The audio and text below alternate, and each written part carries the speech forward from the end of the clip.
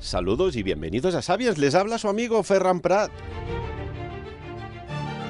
En los años que llevamos en el mundo de la comunicación, tela lo que nos está tocando informar, ¿eh? Y dicen que lo peor aún no ha llegado. Vaya. Sin más, vamos a saludar ya a nuestro analista, nuestro economista de Sapiens, que nos va a hacer un análisis de todo lo que está aconteciendo. Saludamos a Enric Sorribes. Enric, bon dia, buenos días. Bon dia, què tal? Com estem? Molt bé, muy bien. ¿Y tú? Bien. No me puedo quejar. O sea que al final se trata de ver la vida con optimismo en la medida de lo posible. Enrique, están aconteciendo cosas bastante insólitas. Algunas predecibles y las otras no. Y no sé por dónde empezar, porque hay tanto.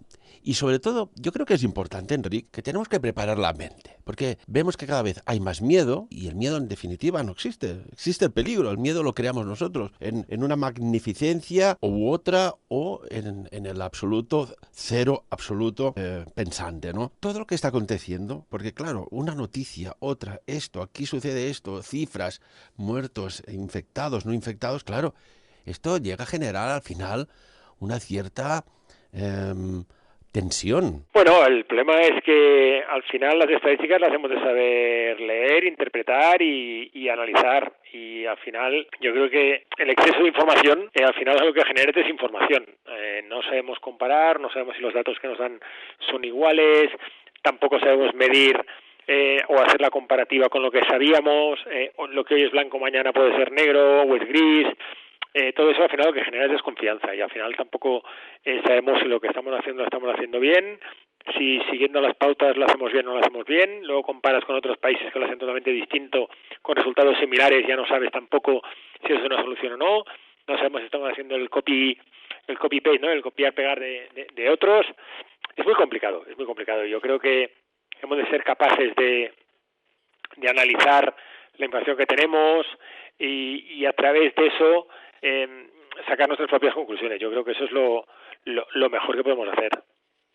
Dentro de las noticias que hay que comentar algo curioso, ¿no?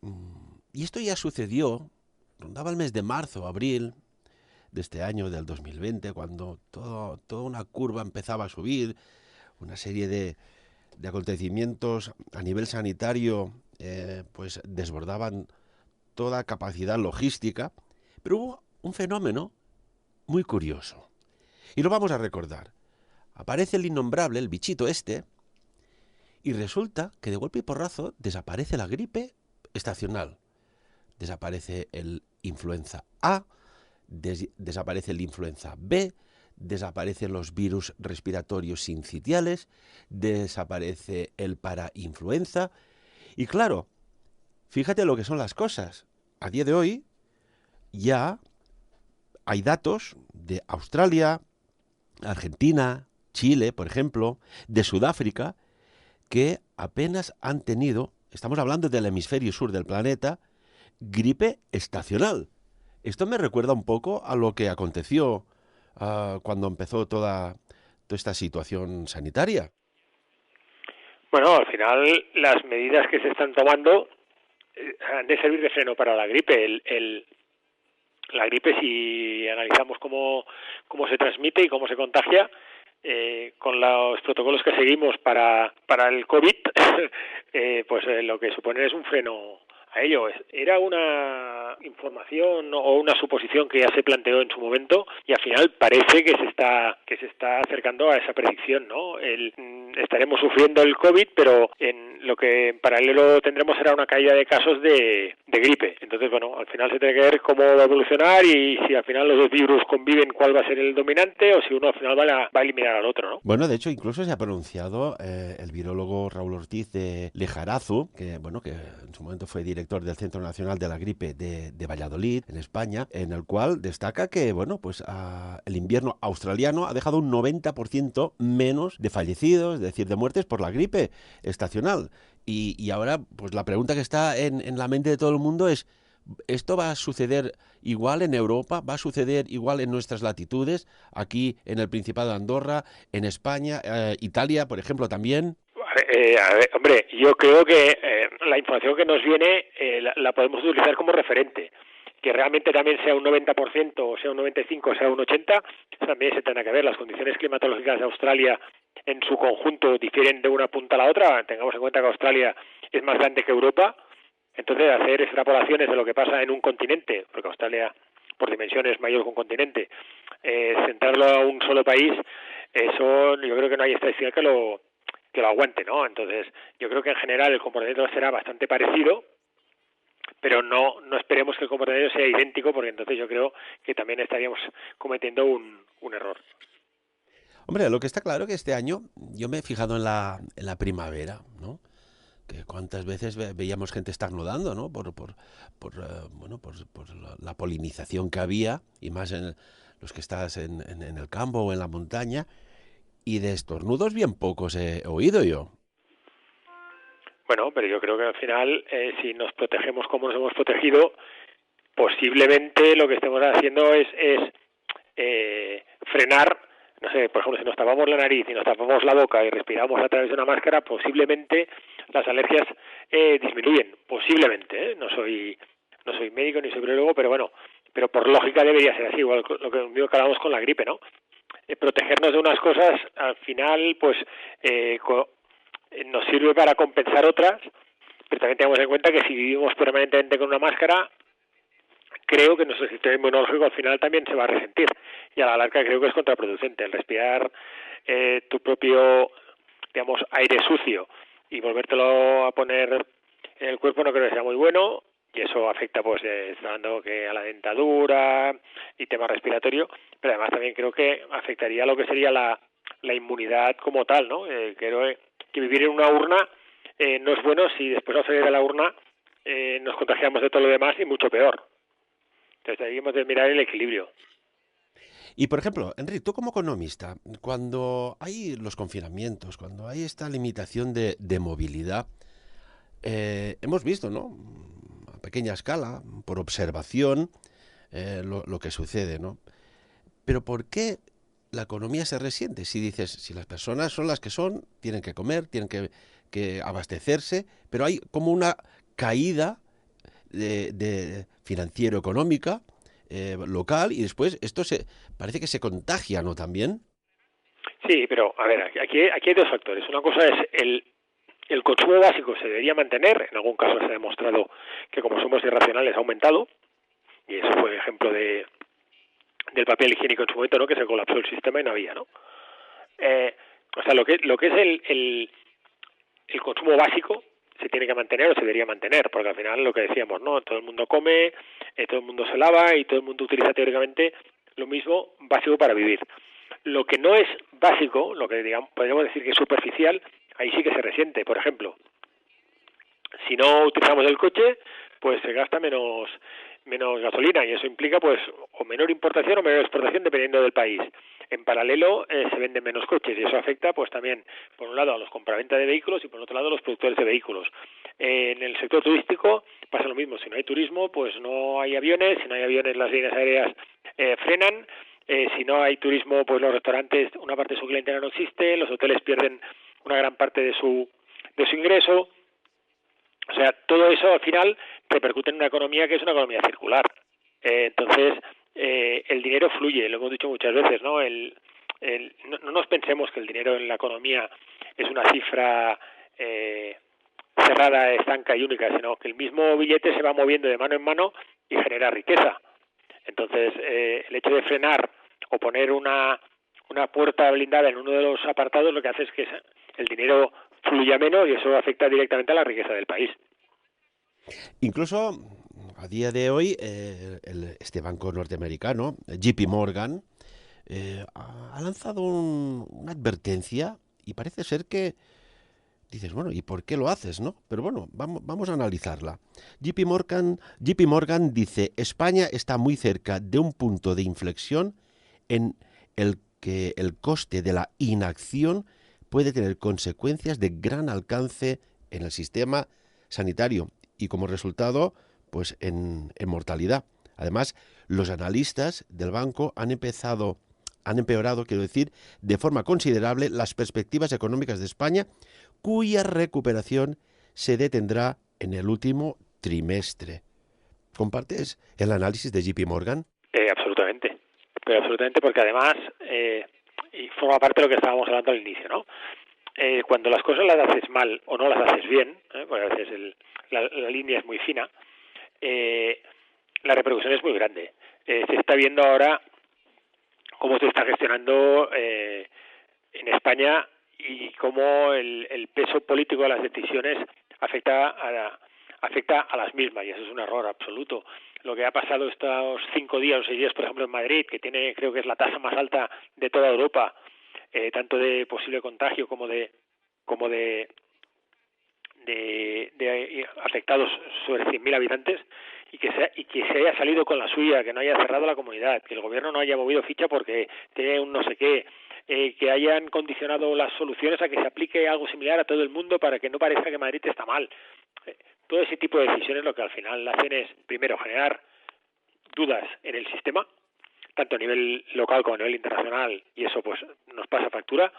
Segundo, el riesgo de volver a sufrir una, no sé si segunda o ya sería tercera oleada derivada de no haber confinado Madrid, también va a generar un problema, porque como se tenga que cerrar el país o tenga que confinar otra vez, a nivel económico yo creo que es insoportable, y eso a efectos de credibilidad internacional es un gran problema. Y si a eso le añadimos otros tipos de conflictos u otras resoluciones judiciales que también afectan a la credibilidad del país, justo ahora que se está hablando de cómo se van a repartir los fondos solidarios a nivel europeo y que va a haber una serie de salvaguardas para que ese dinero se dedique a lo que se tenga que dedicar, y con penalizaciones y demás, no es tan evidente, y coincido plenamente con el informe del Banco Americano. Incluso hay datos son fuentes del Ministerio de Educación de España, que hay aproximadamente 2.800 aulas que han tenido que ser confinadas en toda España. Sí,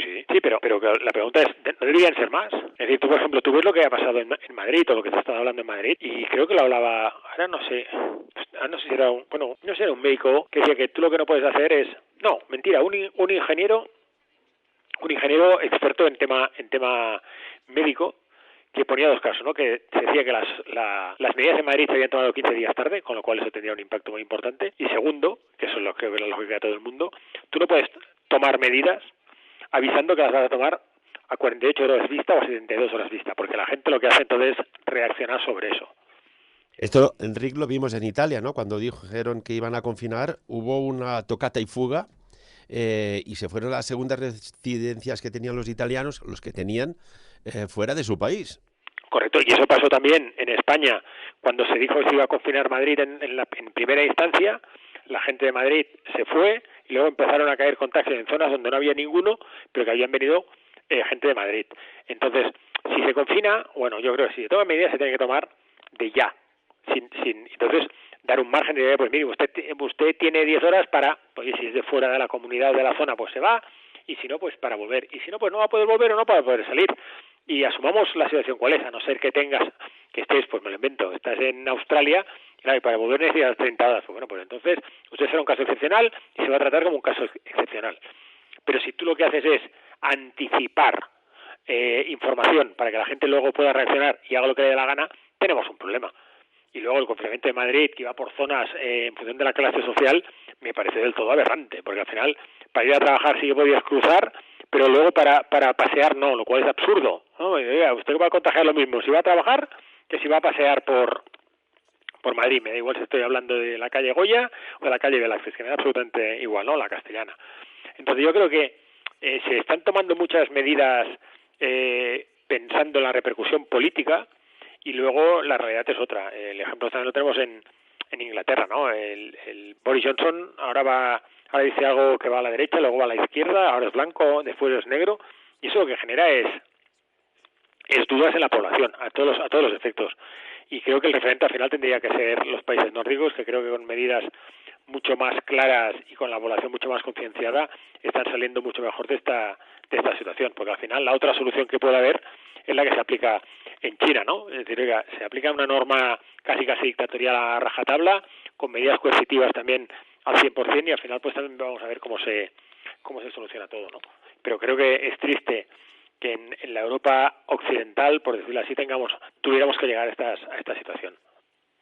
Bueno, ya se ha llegado al 1.000.000 de fallecidos, al 1.000.000 de muertos en todo el planeta. Estas son las cifras oficiales. Evidentemente que seguro que son muchas más, pero si nos remitimos al 1.000.000 de muertos por el innombrable bichito, pues estamos en cifras, por ejemplo, que nos recuerda, pues, no sé, ¿qué te voy a decir yo? A los accidentes de tráfico, y son datos reales del año 2017, que en todo el planeta hubieron 1.335.000 muertos, ¿no? O, por ejemplo, los casos de tuberculosis en el 2017, 1.183.000 muertos. O, por ejemplo, muertes por gripe en todo el planeta, en el 2017 hubieron 650.000 muertes. O, por ejemplo, ya en tierras más cercanas, vamos a los datos de la Guerra Civil Española, murieron 540.000 personas. O sea, esta cifra del millón ya empieza a coger contexto. Sí, pero bueno, yo voy a hacer un comentario que escuché y es aplicable. Se dice que cuando una persona muere, pues es una situación muy triste y tiene nombre y apellido, y cuando muere 1.000.000 al final es una cifra estadística, ¿no? Por desgracia esto es así, y utilizando la estadística como tal, si damos por hecho que la población mundial está alrededor de los 7.000 millones, ¿no? Me parece, no creo que me equivoque de mucho, estaríamos hablando de que la tasa de mortalidad, que sobre esos 7.000 millones de cifras oficiales, estamos hablando de un 0,014%.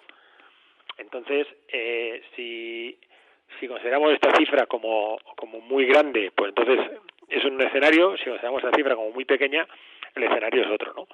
Tal como decías tú, es comparable al número de muertes por accidente de circulación al año. Y no por eso dejamos de conducir, o no por eso hay restricciones adicionales al modo de conducir, ¿no? Al final lo que se aplica es una norma de circulación que cada país aplica la suya. Se prohíbe conducir con alcohol o con una tasa determinada y sin drogas, pero que al final hemos de ser conscientes de que ya por el mero hecho de vivir estamos en riesgo, porque lo único cierto en esta vida es que nos vamos a morir.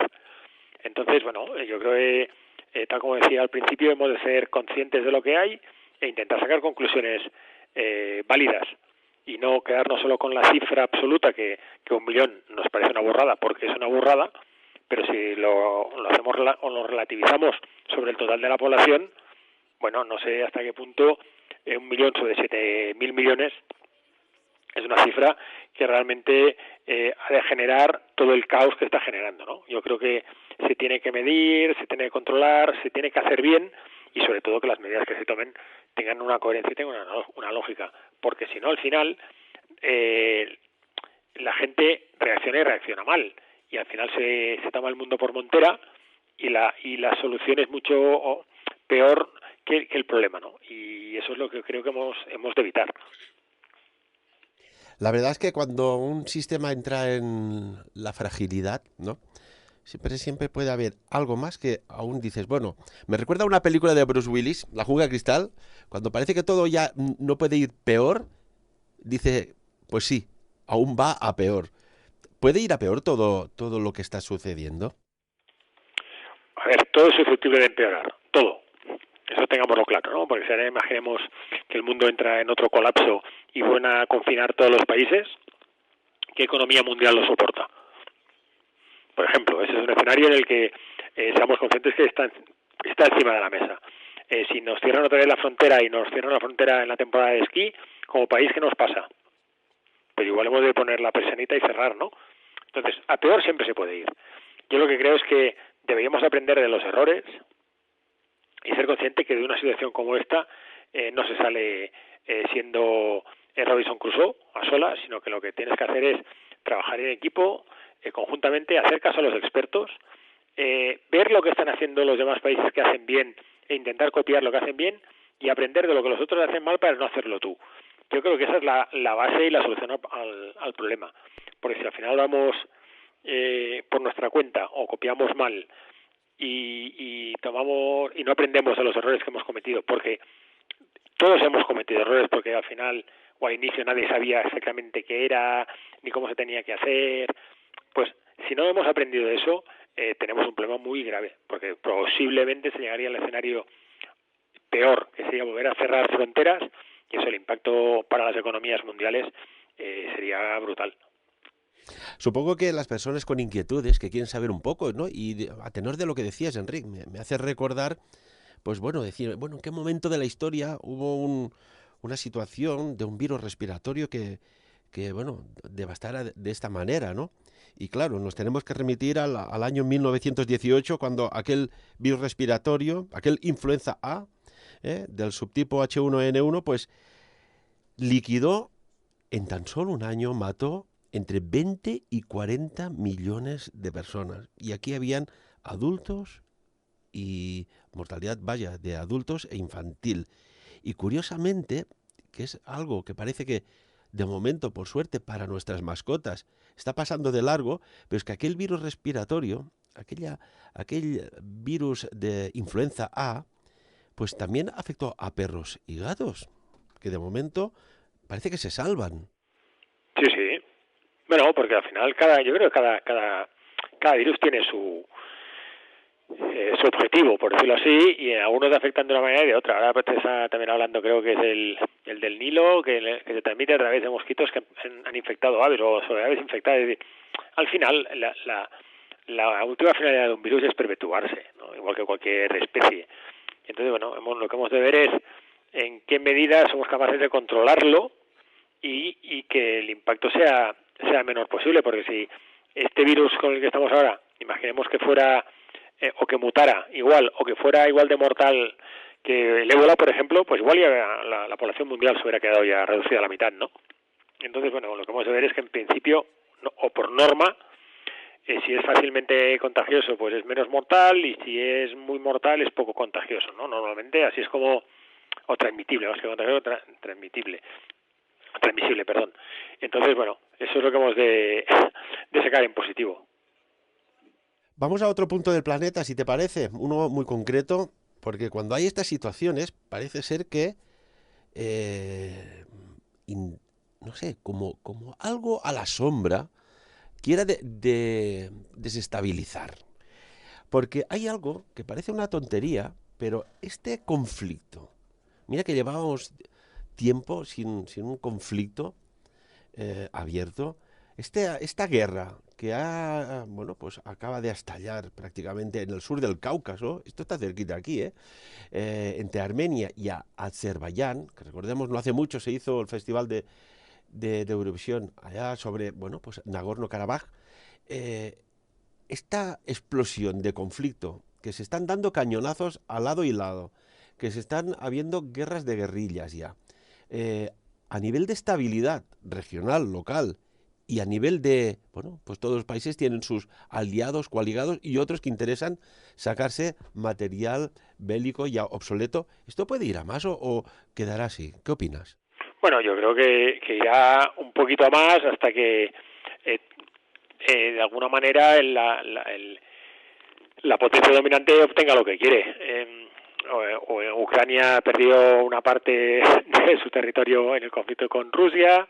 Aquí se está viendo que una parte está apoyada por Turquía, otra parte está apoyada por otros países, y al final pues el conflicto es así. Si lo vemos desde la distancia, desconociendo absolutamente lo que hay detrás, pues parece una chorrada, ¿no? Es decir, se están peleando por lo que se están peleando, pero bueno, al final todo este tipo de conflictos, lo que está claro es que vienen siempre apoyados o soportados o ayudados por potencias que tienen algún interés geopolítico estratégico en la zona, y en este caso uno de los principales, en este caso es Turquía.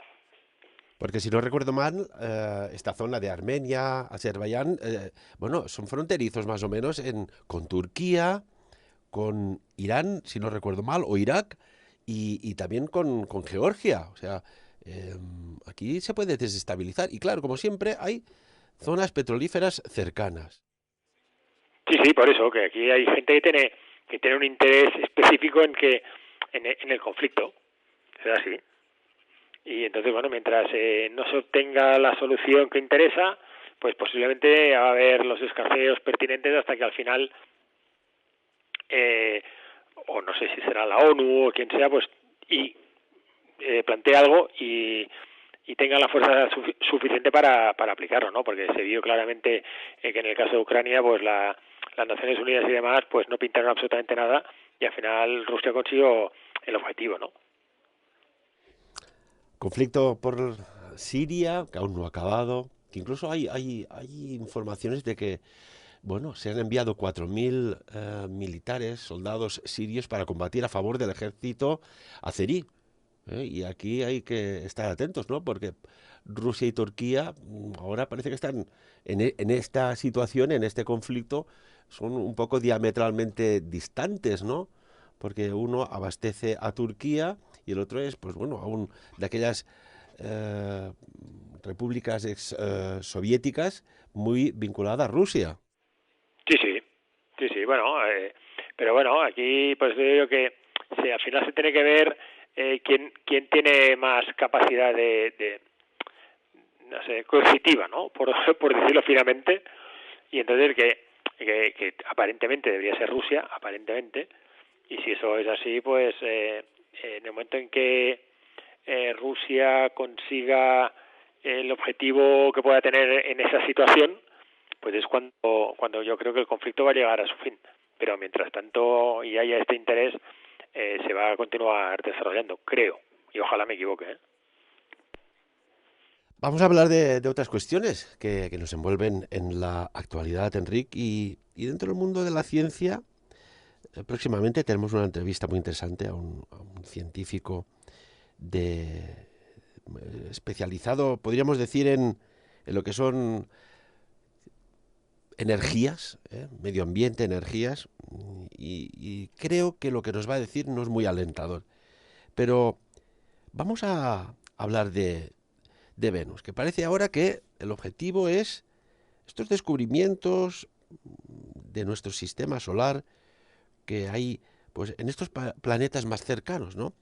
Y quizás algún día alguien nos explicará por qué, de alguna manera, mientras sucede lo que sucede, en lugares pues faltan aún equipos EPI, en lugares no pueden hacer pozos para bombear agua potable para que bueno, las personas de una aldea, de una zona tengan agua, y se invierten descomunales cifras multimillonarias en lo que podríamos decir observar nuestro sistema solar, observar nuestra galaxia, en busca de qué, ¿no? Porque al final, quien busca halla, decían en casa. Bueno, yo creo que el componente económico que puede haber detrás es suficientemente importante como para, entre comillas, no perder el tiempo en cosas que para ellos no tienen ese mismo valor, ¿no? Es aplicable a por qué, entre comillas, perdemos el tiempo por el espacio y no analizamos el mar, que lo tenemos mucho más cerca, por qué no protegemos el ecosistema en el que estamos viviendo, por qué no somos capaces de, tal como decías tú, potabilizar agua o gastarnos el dinero en EPIs o en trazadores. Bueno, porque al final yo creo que el componente económico que hay detrás es bastante más importante, creo.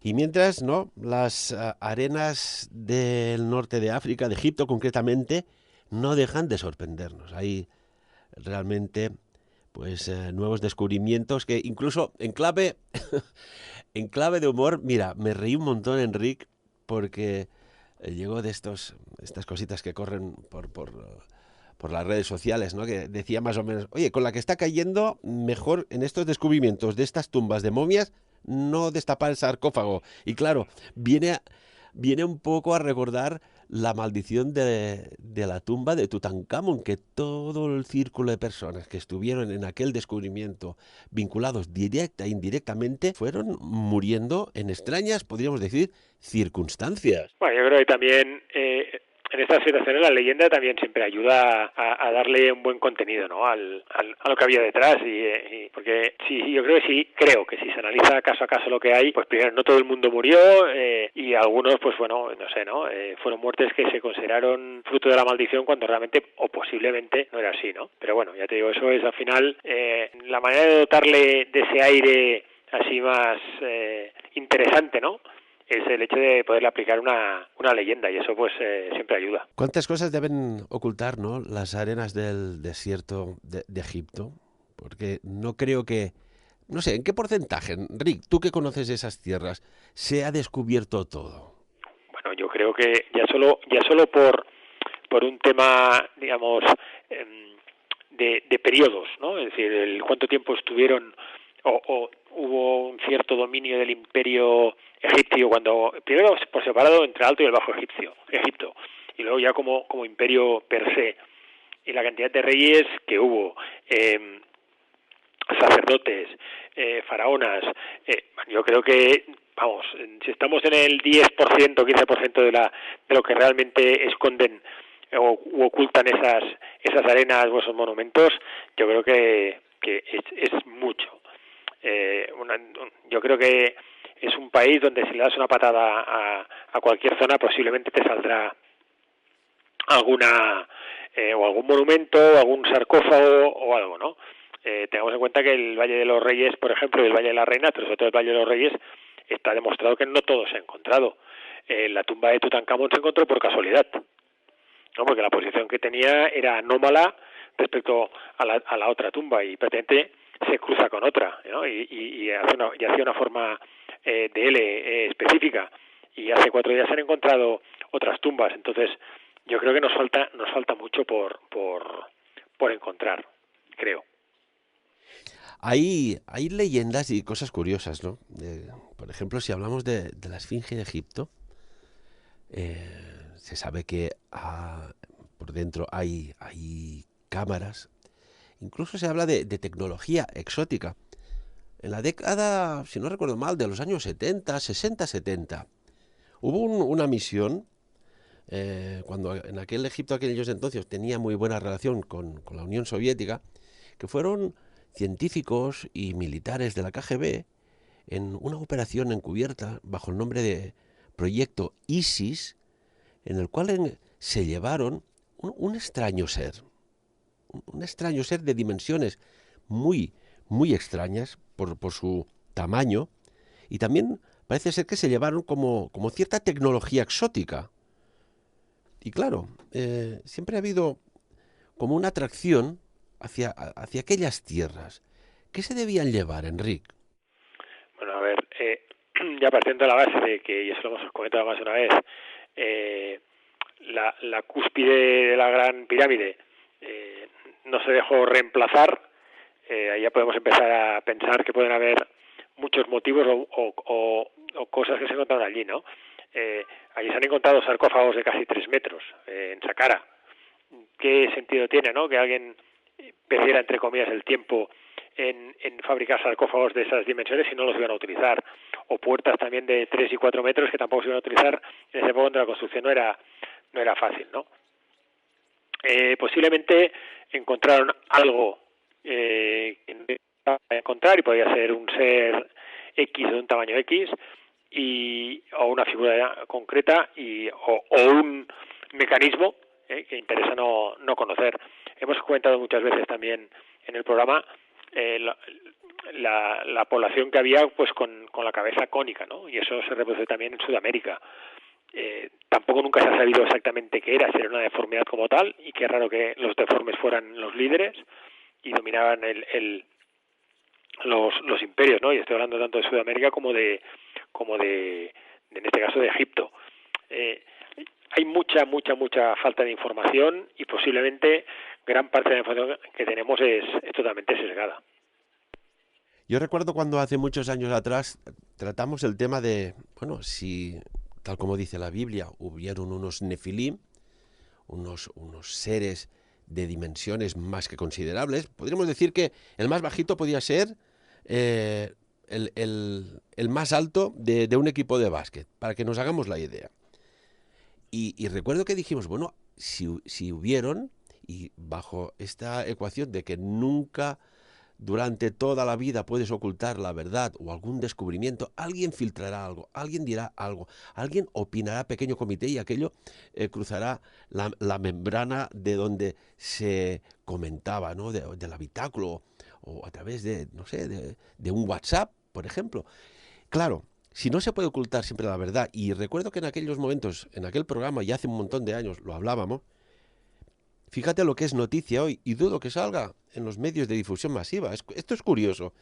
Este sorprendente, insólito hallazgo científico-arqueológico, Y mira que no nos movemos muy lejos hoy de aquellas tierras, Azerbaiyán, Armenia, nos vamos a Crimea, que curiosamente se han descubierto tumbas, pero inusuales, insólitas, misteriosas, podríamos decir incluso, de personas o de seres enterrados hace pues 1000 años atrás, como mínimo, que en aquellos tiempos la altura pues oscilaba entre el medio y metro 60, más o menos, de la altura de una persona, y se han encontrado 27 tumbas en la cual hay esqueletos de seres de promedio de 2 metros 30. Repito, de media, estos esqueletos miden 2 metros 30. Una vez más, estamos hablando de que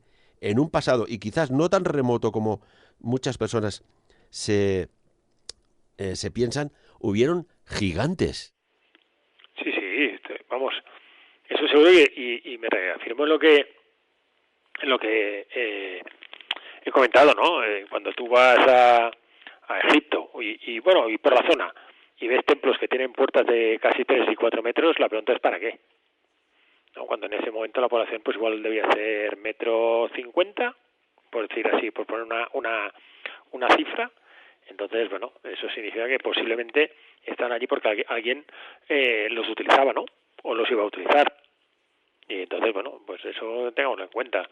Y bueno, tal como dice la Biblia, y la Biblia ya se tiene que interpretar como se tiene que interpretar, la figura de los nefilim como seres altos, delgados, o que también conocidos como los ángeles caídos, ¿no? Que al final se mezclaron con la población normal, pues yo creo que, bueno, pues no sé si son ángeles o no, pero bueno, que puede tener un sentido de que es otra especie. Y entonces vuelvo a lo que también a veces parece que me repita, ¿no? Pero el conocimiento en una época muy concreta fue brutal en todo el planeta, y de golpe y porrazo se apagó, hubo un apagón, y luego más tarde pues volvió a aparecer otro cierto conocimiento, ¿no? ¿Qué pasó entre un periodo y otro para que hubiera ese apagón, que en Europa fue la Edad Media, ¿no? La Alta Edad Media, en el que prácticamente éramos incapaces de construir nada, cuando veníamos de construir pues pirámides, acueductos, bueno, no sé, igual se perdió conocimiento en algún lado, ¿no? Bueno, si no nos movemos de tierras egipcias, hubo un faraón que ya se le llamaba el faraón, ¿cómo era? Gigante, Sa-Nakht, que reinó en el antiguo Egipto hace 5000 años atrás. Estamos hablando de 5000 años atrás, ¿eh? Y también era de unas dimensiones descomunales. Aquí puede entrar, pues bueno, elementos de genética, sí, no, pero bueno, estamos hablando de una persona de una altura que rozaba el 1,90 m, si no era de 1,90 m. Para aquella época es una altura más que significativa, Rick. Sí, por eso te digo que en el momento que tú generas o fabricas o produces o creas esas figuras, o sea, esos monumentos o esos palacios, es porque alguien realmente lo necesita. Y la pregunta es, en esa época, alguien que tuviera o hiciera 1,90 m tenía que parecer un dios, o sea, era absolutamente descomunal, ¿no? Y eso, pues bueno, son cosas que igual nos tenemos que plantear el origen de no sé si esa raza o ese grupo de personas que además casualmente en los que al final acaban liderando los imperios de la época, ¿no? De hecho, cuando salió publicado este descubrimiento en The Lancet, y concretamente en el área de diabetes y endocrinología, un especialista, un científico especialista, decía que, bueno, que la realeza egipcia era más alta de lo normal porque, bueno, estaba en mejor estado de salud, porque estaba mejor alimentada, etcétera, etcétera. O sea, aquí podríamos estar hablando de que la alimentación, pues, realmente influye en la altura. Bueno, a ver, que la alimentación influye en la altura está claro, pero por esa regla de 3 continuarían haciendo 1,90 m y continuarían liderando el país, porque hubieran sido casi indestructibles, ¿no? Y eso no es así. Entonces quizás que hay alguna cosa que en ese argumento falla. Hubo una operación militar encubierta Bueno, esto ya lo hicieron los nazis, ¿no? Antes de que explotara la Segunda Guerra Mundial, pues cuántos arqueólogos pues cooperaban en excavaciones, etcétera, etcétera, pero en realidad buscaban reliquias y buscaban cosas. Pero no hace muchos años, Josep de Alberto nos explicaba que hubo una operación encubierta porque unos arqueólogos de un país descubrieron algo que no debería estar ahí. Y era una especie de aeronave, podríamos decir como tipo biplaza o triplaza, metalizada, no muy grande, y estaba en una zona arqueológica. Y se hizo a través de un comando, una operación dile, de expolio, de robo, o dile como quieras, para llevarse aquella nave. En aquella operación, hasta que no cargaron en un avión tipo de estos Hércules de gran dimensión, el objeto era una aeronave de un metal de una aleación muy extraña. Hubieron intercambio de muertos porque una patrulla de soldados egipcios los descubrió, hubo intercambios, hubo heridos, hubo muertos, pero se llevaron aquello, ¿no? Siempre me he quedado yo, cuando me lo explicaba Josep de Alberto, con el interrogante. Bueno, ¿y qué hacía ya una aeronave de aquellas características? Estamos hablando de forma de platillo volador conocido, allí bajo unas ruinas arqueológicas. Estábamos hablando antes, Enrique, del proyecto ISIS, una operación científico-militar soviética para llevarse un cuerpo de dimensiones descomunales, más tecnología, objetos fuera de su tiempo, y también por parte de otro país, y esta de forma no autorizada, pues una aeronave. Sí, sí, pero si aquí vuelvo otra vez al... Yo creo que debe haber más. Lo que pasa es que, por lo que sea, esta fue detectada, pero yo creo que más.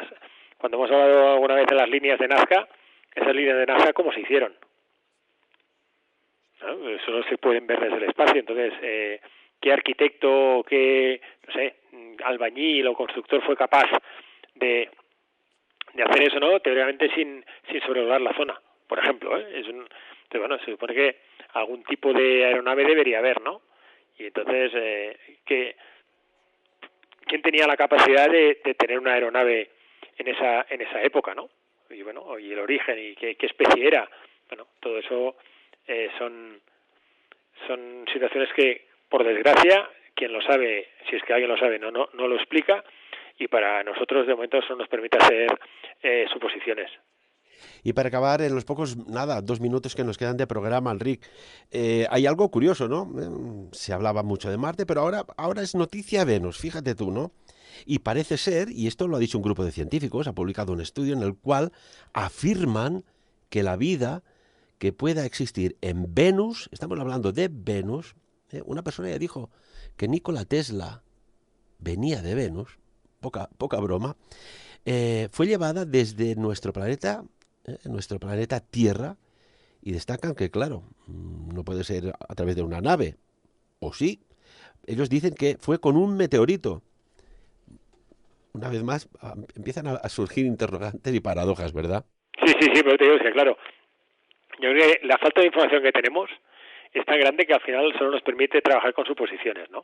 Y eso pues también genera la duda de hasta qué punto lo que se supone es cierto o no, porque cualquier cambio o cualquier nueva información lo que puede hacer es de alguna manera desargumentar la suposición que se ha hecho, ¿no? Pero bueno, ahora toca, como dices tú, ahora toca Venus, y veremos pues al final por dónde se sale, ¿no? Si dijéramos que Venus está habitado por seres inteligentes, vaya notición, ¿no? Pero es que cuando, esto que año rondaba, el 2009 o así, cuando dijimos que en Marte había árboles, que habían ruinas arqueológicas, que había agua, etcétera, etcétera, se nos dijo de todo. Y fíjate, a día de hoy se está reconociendo. O sea que alguien tiene mucha información, alguien está invirtiendo ingentes cantidades de millones de dólares o euros, me da igual, y dentro de poco serán de monedas digitales, para buscar, para hallar, y es que aquí hay una pieza que hace que todo encaje, pero que todo no encaje a la vez.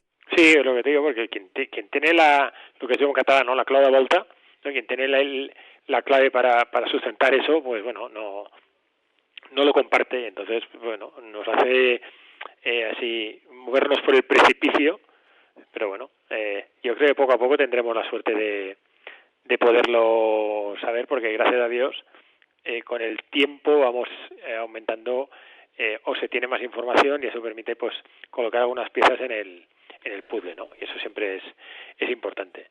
De ver civilizaciones más avanzadas a nivel tecnológico y a nivel espiritual, que no me cabe duda, o sea, no es una pregunta, que es una afirmación. Cuando nos miran aquí y ven cómo estamos, con las crispaciones, con la falta de toma de decisiones reales, del poco mantenimiento planetario en todos los aspectos, del exceso de contaminación. Vaya, es que hay contaminación mental, emocional, planetaria, de los ríos, de los bosques, y evidentemente esto también es orgánica. Cuando nos deben mirar, ¿qué deben pensar? Mira, pues tenéis lo que os habéis buscado, esto es la ley del karma, o qué tochos que sois, que no sabéis resolver cosas sencillas porque vendrán de peores. Bueno, yo creo que esto al final, si nos bateamos como si estuviéramos en un zoológico, ¿vale?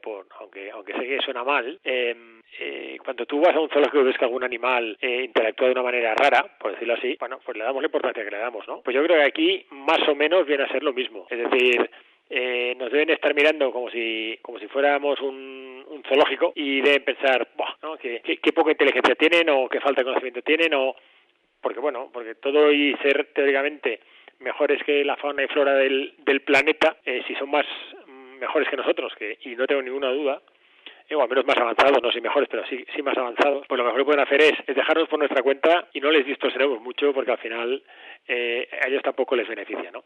Creo. No sea que nos contagien, ¿no? Correcto. Esto ya salía en la película Matrix, ¿no? Cuando dice, no, hay algo peor que un virus.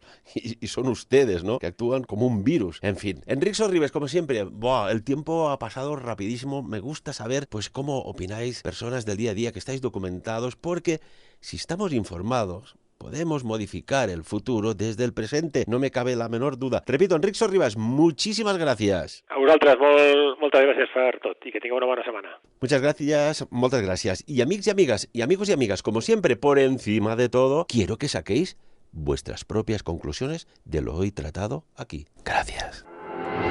Sapiens. Dirigit i presentat per Ferran Prat.